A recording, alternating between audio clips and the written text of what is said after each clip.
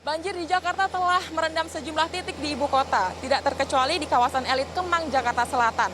Daerah ini telah terkepung banjir sejak Sabtu dini hari sekitar pukul 1 pagi dan baru mulai surut pada Sabtu sore. Dan saat ini pun sedang dalam proses pembersihan. Meski dipenuhi dengan bangunan mewah seperti restoran dan juga hotel, namun kawasan ini tetap menjadi langganan banjir di ibu kota. Meski demikian, banjir kali ini disebut menjadi banjir yang terparah.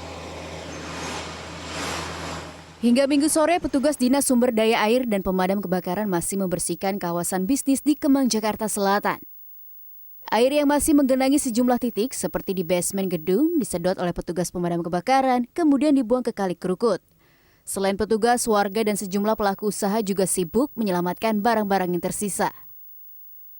Restoran Tamani, Kemang, Jakarta Selatan salah satu tempat yang terendam air. Supervisor rumah makan tersebut, Chandra, memperkirakan kerugian yang dialami restoran mencapai ratusan juta rupiah. Properti bisnis berupa komputer, meja, kursi, pendingin makanan, dan lainnya terendam air luapan Kali Krukut selama berjam-jam. Ruangan dalam restoran penyedia santapan ala barat ini digenangi air setinggi paha orang dewasa atau kurang lebih 1 meter. Ya, kita nggak sempat buat evakuasi barang-barang yang ada di resto. Mau nggak mau paginya baru saya kesini lagi, udah hancur semua barang-barangnya.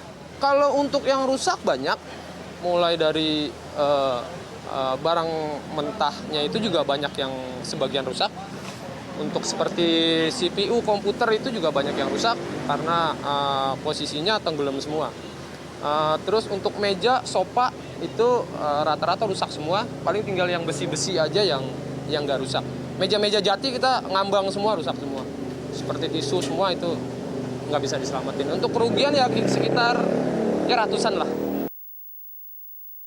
Tak banyak yang bisa dilakukan, sejumlah toko dan restoran pun memilih berhenti beroperasi sementara hingga kondisi benar-benar membaik.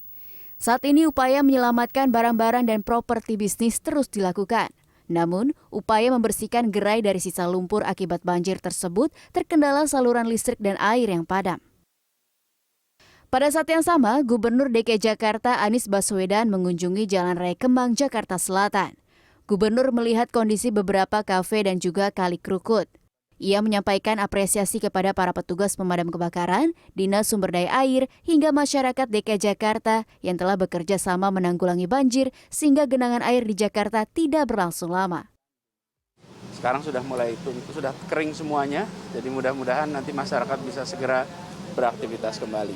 Saya kesini untuk memastikan, menyaksikan dari dekat dan menyampaikan apresiasi kepada teman-teman yang bertugas all out, dan kesempatan ini saya juga ini sampaikan penghargaan, terima kasih, apresiasi kepada warga, kepada organisasi-organisasi sosial, organisasi kemanusiaan, kemudian juga organisasi kemasyarakatan yang ikut membantu warga Jakarta di masa sulit ini.